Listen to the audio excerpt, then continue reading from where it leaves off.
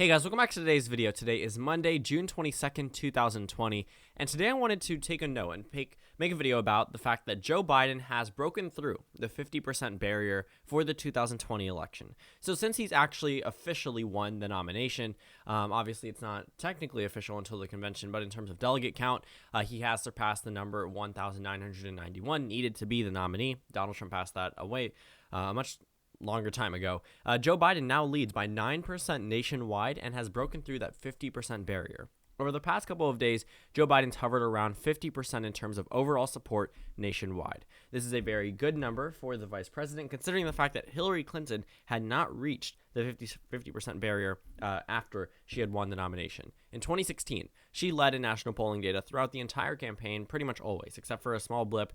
I'm assuming this is because of the Republican convention bump. But since she had won the nomination, she had never really broken through that 50% barrier.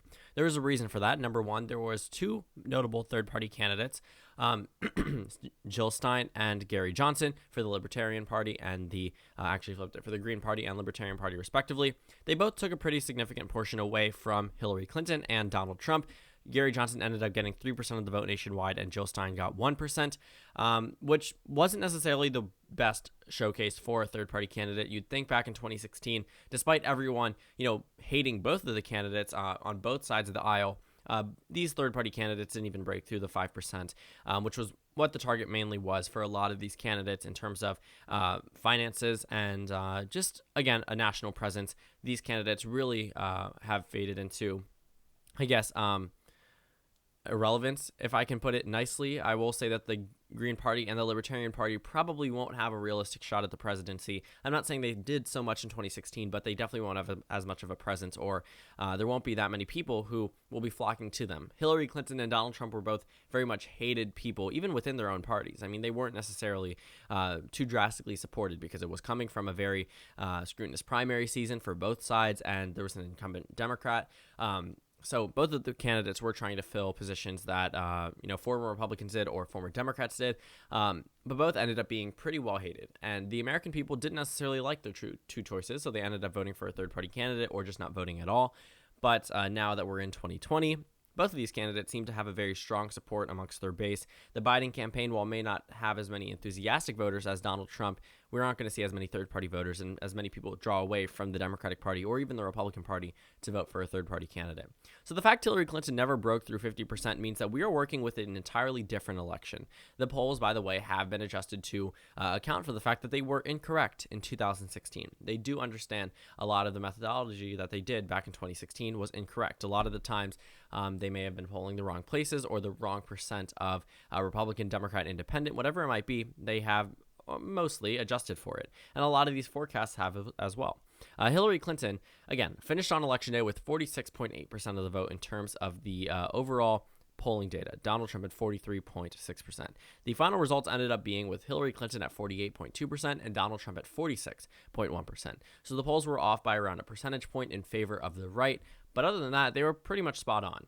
So as we take a look at the data that we have right now, it is likely that if this lead continues, this could be spot on election day, which means that Joe Biden would undoubtedly win the election. Yes, there is a scenario in which Joe Biden wins by 5% on the popular vote and Donald Trump wins the Electoral College. I've seen a number of people cite that as a reason why we shouldn't be taking a look at these national polls. But I will say that a 9-point lead is not a 5-point lead. The fact that Joe Biden is nearing double digits on the national average, when Hillary Clinton only did that, I believe, back in April 2016, and then it never recovered from there to a double-digit lead. Joe Biden is at a much better position than Hillary Clinton. Now, obviously, she led throughout the entire campaign season on the Electoral College, but she never actually was super competitive in some of these states. On your screen, you have the polling map from the JHK Forecast website, where they pretty much put all polls together and then give you the averages in each individual state. States such as Pennsylvania show Biden ahead by 4%, Michigan plus 9%, Wisconsin plus 4%. Yes, Hillary Clinton had a more commanding lead in Wisconsin, but again, a lot of those polls that were incorrect in 2016 have adjusted. There was a 7-point swing in Wisconsin. It was the only state out of the 50 that were outside of the margin of error that were incorrect.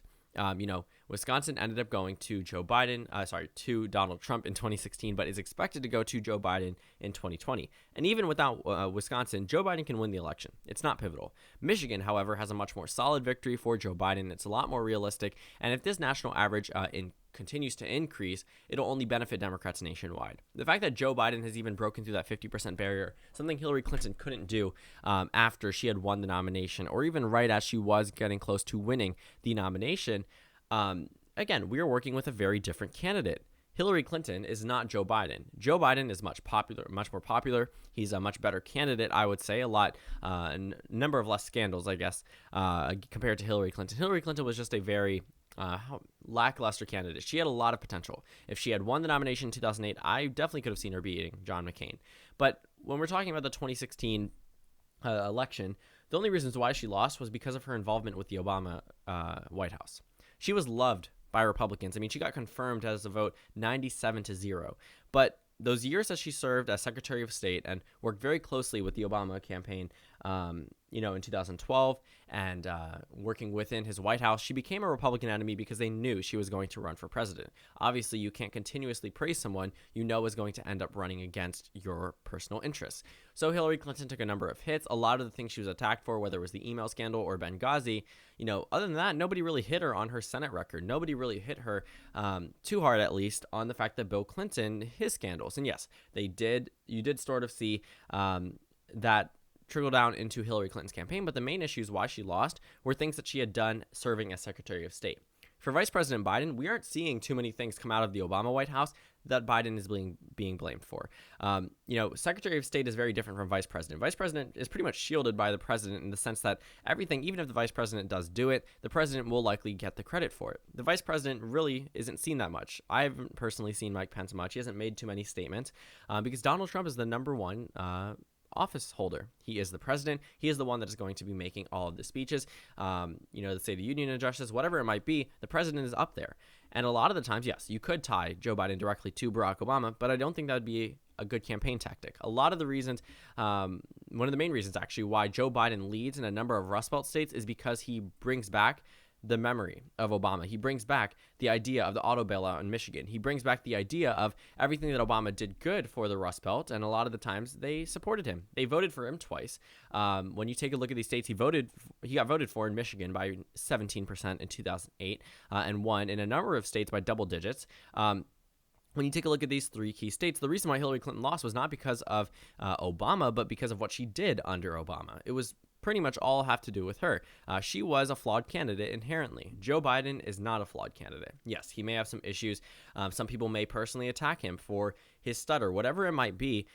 Those are very low blows, number one. Those aren't things that the American people are truly caring about. A lot of people have been bringing it up throughout the campaign primary season, and that didn't really make much of a difference. Joe Biden ended up winning the primary as expected literally 2 years ago. People knew Joe Biden was likely to be the nominee right after Hillary Clinton had lost.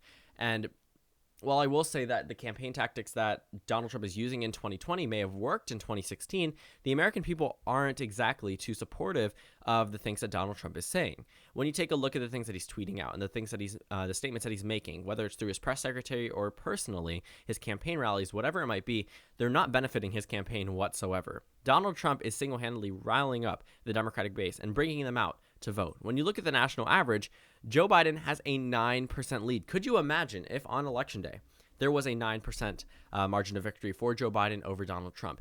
It is so important to note that Joe Biden has broken through the 50% barrier because he has an outright majority. The problem with Hillary Clinton, she won by a plurality. She never really hit that 50% mark after she had won the nomination because the majority of Americans were not on her side. There was a number of undecided voters that inevitably split for Donald Trump in 2016. A lot of those, I guess you could say toss-up voters, a lot of them were just ashamed of saying they were voting for President Trump. We don't see that type of a situation, and a number of polls have actually narrowed down their questioning to say there can't be undecided voters. Yes, you can fill out this one where you say you're undecided, but if you did have to choose, a lot of the times these people are choosing Vice President Biden. And we're seeing it in the national average, and we're seeing it in statewide races. I don't have the FiveThirtyEight compilation up here, but you can go ahead and just see on the electoral map, Joe Biden leads with 353 electoral votes to Donald Trump at 185 based off of just pure polling data. While polling data isn't always an accurate election prediction, it gives us a very general idea.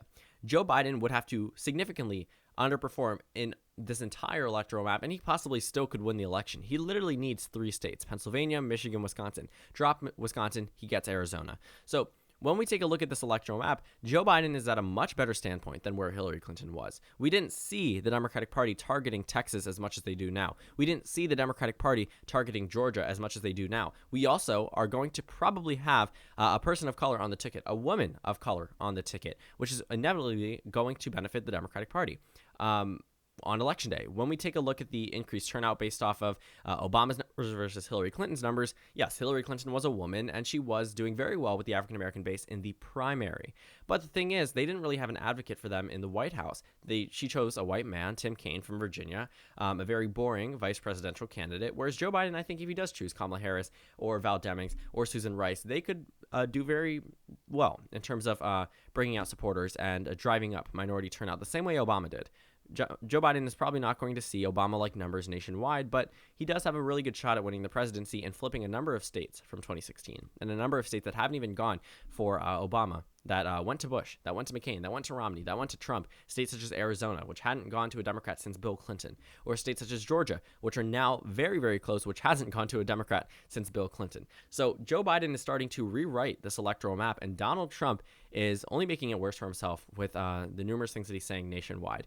And Joe Biden is at a very good standpoint. If the polls were correct in 2016, for the sake of Donald Trump, he better hope that this does not end up being the numbers on election day, because if he's down nationwide by 9%, even if he outperforms the polling data the same way he did in 2016, it's still an 8-point lead for Joe Biden nationwide, which spells out bad news in a number of key states. Because again, I reiterate this point every single time, because this is the centerpiece of the 2020 election. Joe Biden needs to narrowly outperform Hillary Clinton's numbers to win. And if he doesn't do it, it will say a lot about the Biden campaign. It'll say a lot about the Democratic Party's past 4 years in trying to remove Donald Trump in office. Now, it's easier said than done, but I will say that the fact that he only has to increase amongst 1% of voters when Donald Trump has lost double digits in terms of support in some of these states, the Biden campaign has a really easy path to winning this election. And if they don't do it, again, it will be very negative for the Democratic Party. But right now, they are 100% on track to win the election, with Joe Biden at 50.4%, an overall majority. Even if Donald Trump won 100% of the remaining undecided voters, he would still lose the national popular vote, which would make it very difficult to win the Electoral College. It's not impossible. He did it in 2016, but that was when he was only down by 2% nationwide. He's down 9% now. So again, thank you guys so much for watching this video. Make sure to comment down suggestions below. Subscribe if you haven't already. Please consider joining as a member on my channel. I'm not sure what type of video I'm going to be releasing later today.